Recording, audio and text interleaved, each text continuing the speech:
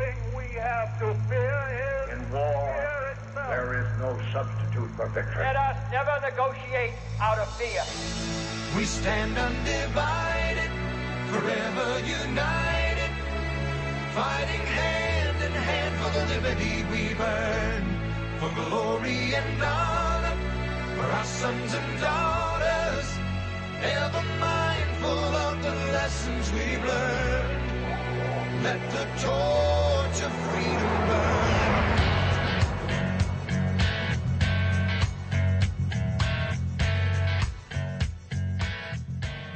Welcome to the intersection of faith and politics. This is WallBuilders Live with David Barton and Rick Green. Thanks for joining us. Visit online at wallbuilders.com and wallbuilderslive.com. You can hit our archive section there in WallBuilders Live and get programs for the past few months.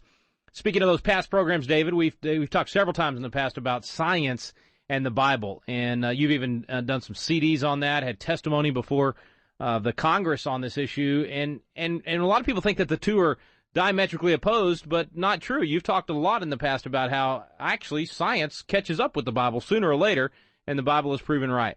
Well, we often have programs showing that. On Good News Fridays, we'll often bring out, here's a new study, and guess what? This is reverse of what science was saying 20 years ago, but it finally caught up with what the Bible said. And there's been example after example of that. And so, you know, over the years we've been doing this program, man, there's got to be probably 100 examples, Rick, that we've used of scientific studies that reversed themselves but eventually landed where the Bible landed. And so, and having talked to our good friend Rabbi Daniel Lappin, who's our rabbi here at the program, he really helped me before I did the testimony on global warming at the U.S. Senate and said, now, let's go back and remember the priorities out of the Bible. Because in the Bible, in Genesis 1 through 3, you have the creation of the world, and it starts with the inanimate, and it moves from the earth, and then it moves into things like the plants, and then you go into things like the fish and the birds, and eventually you work up to man. And so over the 6 days, you start from the lowest order and go to the highest order. And the last thing created is really the most significant, that was woman. And we've talked before about you can tell the civilization of a nation by how it treats its women, and that's a problem with Islam. So the highest order in God's creation, the last thing God made was woman, and that's the highest mark, and that's why you can tell how civilized people are by how they treat that last thing God created. Well, what's happened in secular science is they reverse that. Man is at the bottom instead of the inanimate. We'll do anything to get rid of man if it will save the dirt. Instead of saying, hey, the dirt and everything else below man is to serve man, and man was made the steward over the garden, God created everything and said, now, man, you tend to this, you take care of this. We've gone the other way. We will sacrifice anything we need to save the planet. So secular science reverses, which is why it often comes out with wrong conclusions.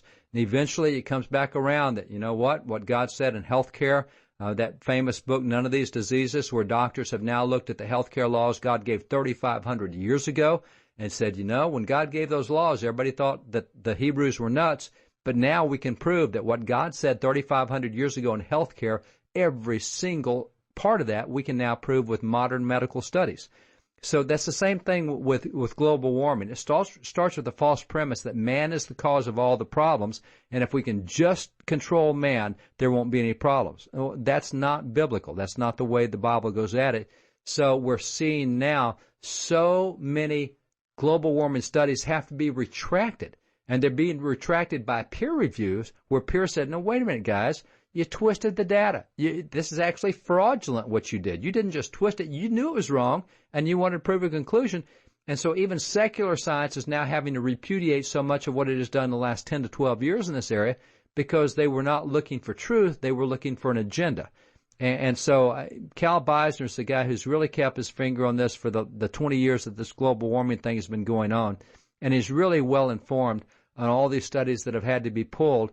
But it does go back to the premise that when you start with absolute truth, that what God said is right, and that man is not the source of global problems, that there are other things, we're starting to see that now with science. So we thought it would be great to get Cal on and kind of update us on what the new trends have been, because the corner really is being turned in public opinion now on global warming. 10 to 15 years ago, we were all called a bunch of deniers, and we thought the earth was flat.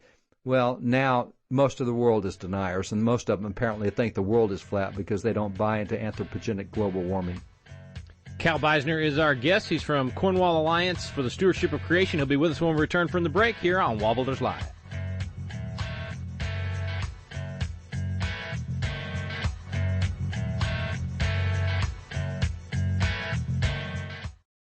This is David Barton with another moment from America's history. What is the purpose of government?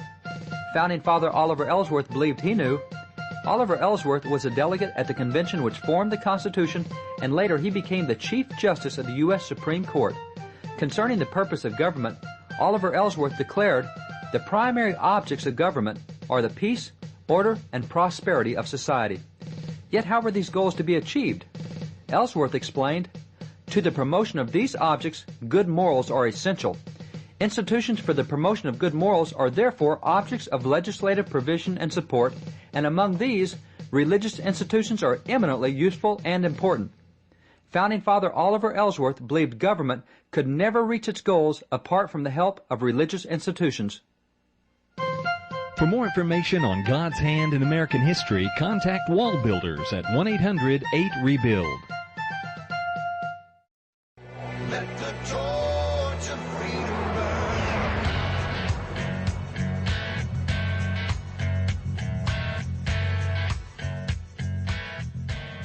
Welcome back to the intersection of faith and politics. This is WallBuilders Live. Thanks for staying with us. Our good friend Dr. Cal Beisner is with us from the Cornwall Alliance for the Stewardship of Creation. Thanks for coming on, sir. Thank you very much. Glad to be back with you. Hey, you and I have talked about this before. In fact, you've spoken on this at our legislators conference before. But this rash of scientific, quote unquote, and I have to put that in quotes, studies or retracted journal articles continues to grow.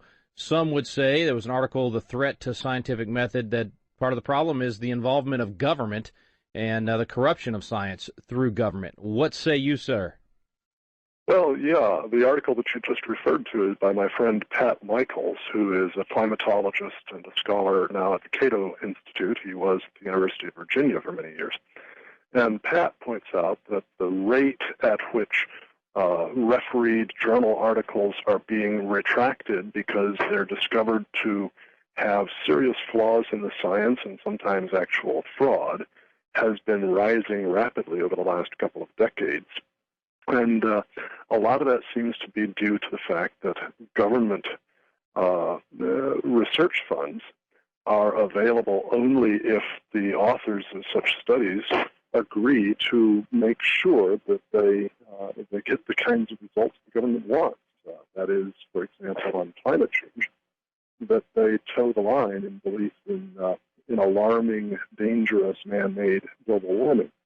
But I think that there's actually a deeper issue at stake, and that is that so much of the scientific community has completely abandoned the worldview on which science itself rests. Historically, science developed, began only once in history and in only one place, and that is medieval Europe, where the Christian worldview, the biblical worldview of a rational creator who designed a rational universe and placed rational human beings into it so that they could understand it and then control it, that worldview was absolutely critical to the development of science as we know it. But unfortunately, most scientists today have abandoned that worldview, or certainly anyway, those involved in, for example, the National Academies of Science. 93% of them are atheists or friendly to an atheist worldview. And when that happens, you lose the ability to discern between a truly rational understanding of the world around you and an irrational one. And that, I think, is what's been happening in science. And that seems like what you're saying is the opposite of what the perception in the world today seems to be, that science is above and beyond religion or any kind of biblical worldview, and what you're saying is, wait a minute, no, science came out of a biblical worldview, and had it not been for that, we would not have what we have today in terms of the discoveries and the scientific community.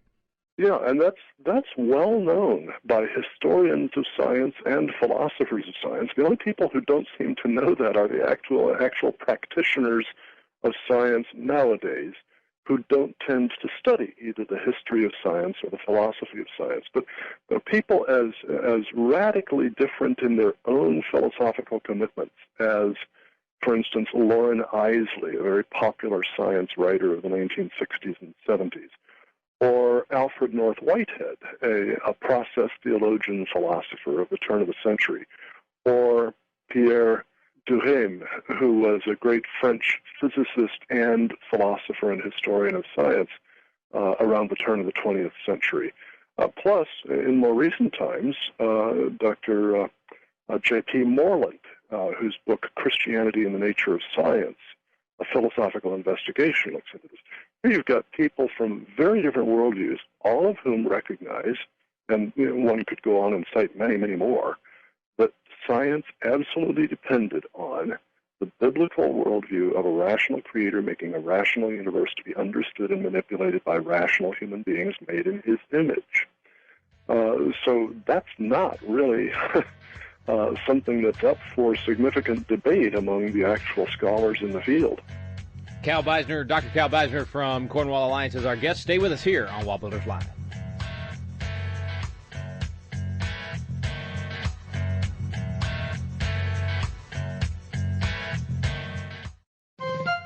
This is David Barton with another moment from America's history. How should we respond if confronted with frustration and conflict? The proper response was given over 200 years ago in a lengthy speech when Benjamin Franklin told the delegates at the Constitutional Convention, "In this situation of this assembly, groping as it were in the dark to find political truth, how has it happened, sir, that we have not hitherto once thought of humbly applying to the Father of lights to illuminate our understanding? Have we now forgotten that powerful friend? Or do we imagine we no longer need His assistance? God governs in the affairs of men. I therefore move that henceforth prayers imploring the assistance of heaven and its blessings on our deliberations be held in this assembly every morning before we proceed to business."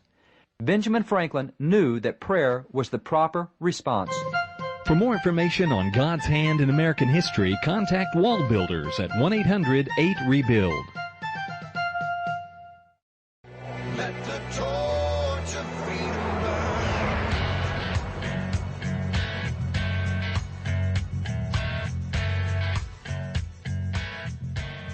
Welcome back. Thanks for staying with us here on WallBuilders Live. Dr. Cal Beisner is with us from Cornwall Alliance. We're talking about the issue of government involvement in the scientific community and all the grants and the entanglement of government coercion and corruption and the impact that it's having on the scientific community. Dr. Beisner, how has this idea, of almost predetermined outcomes in terms of these studies that the government funds, how has that changed the scientific community and their there used to be a desire to go where the science took you, and to have to over and over again prove a theory, and now it's like, like you said earlier, I mean, they only go the direction that the funding will be at the end of the rainbow. Yeah, President Dwight Eisenhower actually warned of this very thing in his farewell address at the end of his second term in the White House. He warned that governments becoming the primary source of major scientific research funding was going to mean that science would become at the beck and call of politicians. And, of course, governments, politicians, always want to be seen as solving people's problems because that's what gets them reelected. And so governments always want scientists to find that there's a big problem somewhere.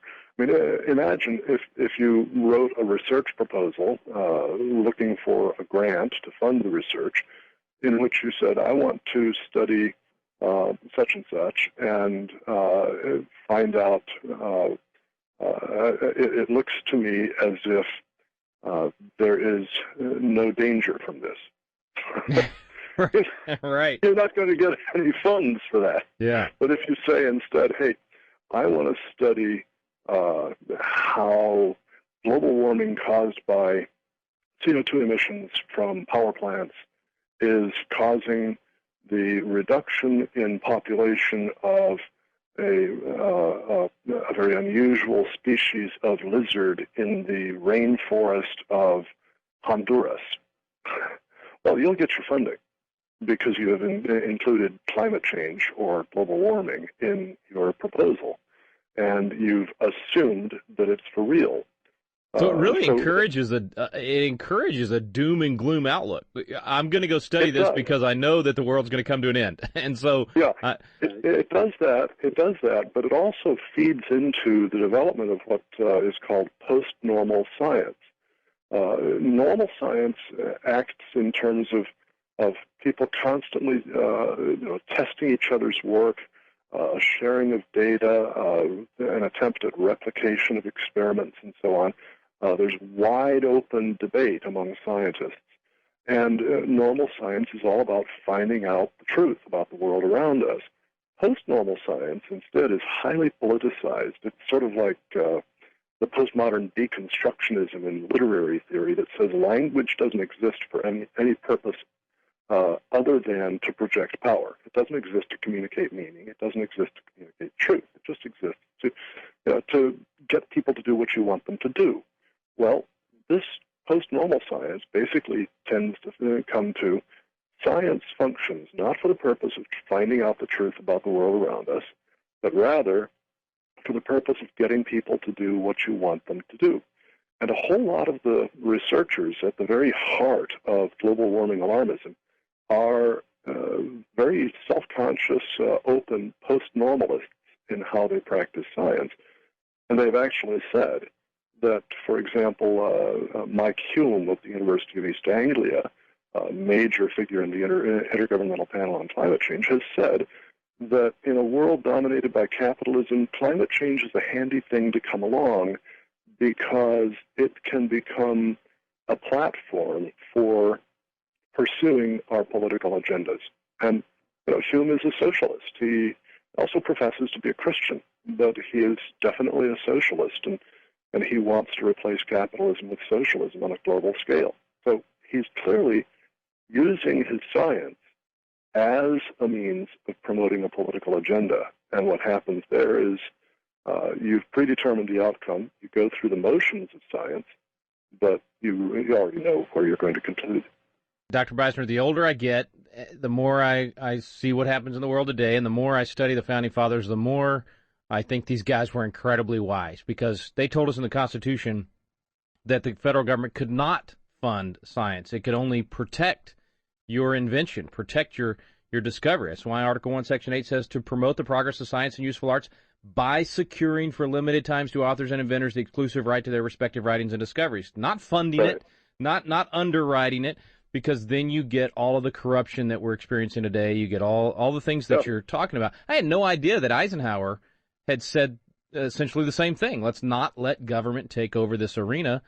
It's dangerous. So if we just follow the Constitution and the common sense of the founders, we wouldn't be in this mess. The marketplace would determine where that funding should go, and we'd have more discoveries and have more cures for diseases and everything a lot faster. Yes, that's correct.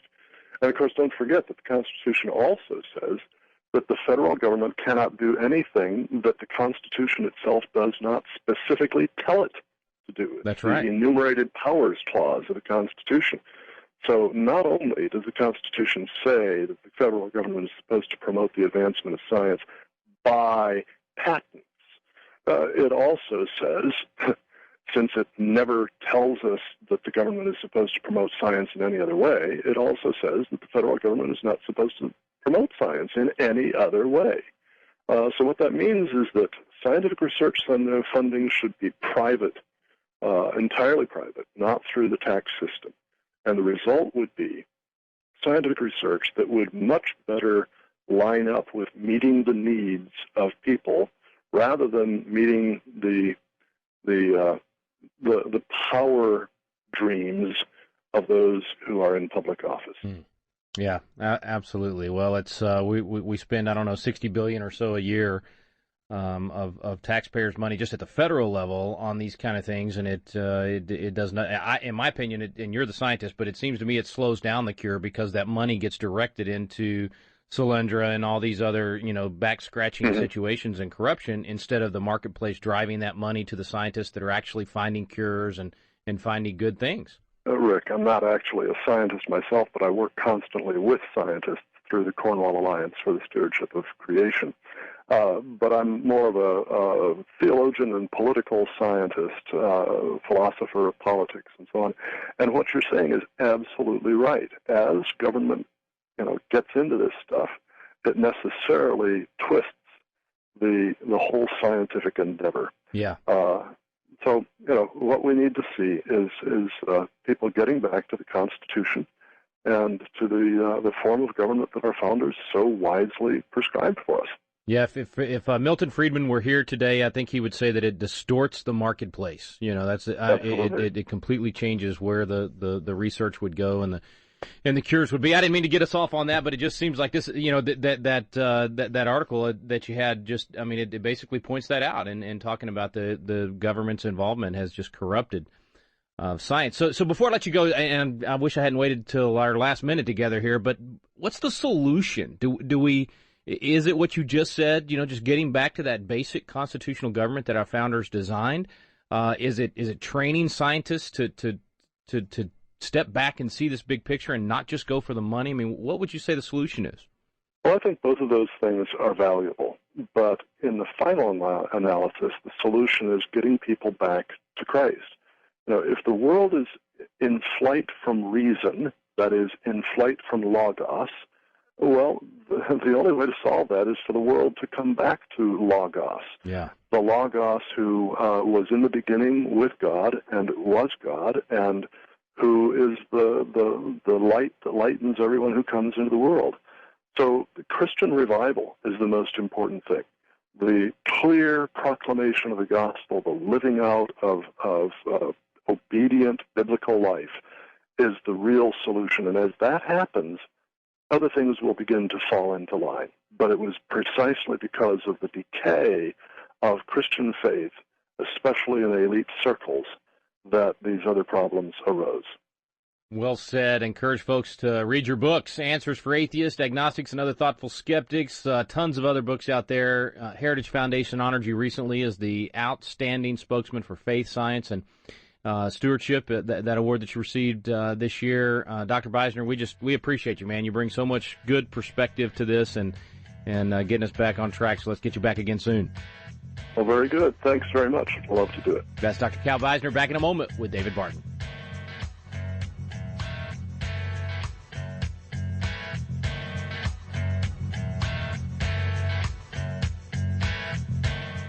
Have you ever wanted to learn more about the United States Constitution but just felt like, man, the classes are boring, or it's just that old language from 200 years ago, or I don't know where to start? People want to know, but it gets frustrating because you don't know where to look for truth about the Constitution either.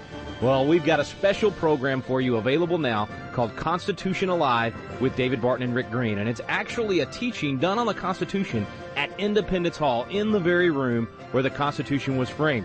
We take you both to Philadelphia, the cradle of liberty in Independence Hall, and to the WallBuilders Library, where David Barton brings the history to life to teach the original intent of our founding fathers. We call it the Quick Start Guide to the Constitution because in just a few hours through these videos, you will learn the Citizen's Guide to America's Constitution. You'll learn what you need to do to help save our constitutional republic. It's fun, it's entertaining, and it's going to inspire you to do your part to preserve freedom for future generations. It's called Constitution Alive with David Barton and Rick Green. You can find out more information on our website now at wallbuilders.com. Let the torch of freedom burn.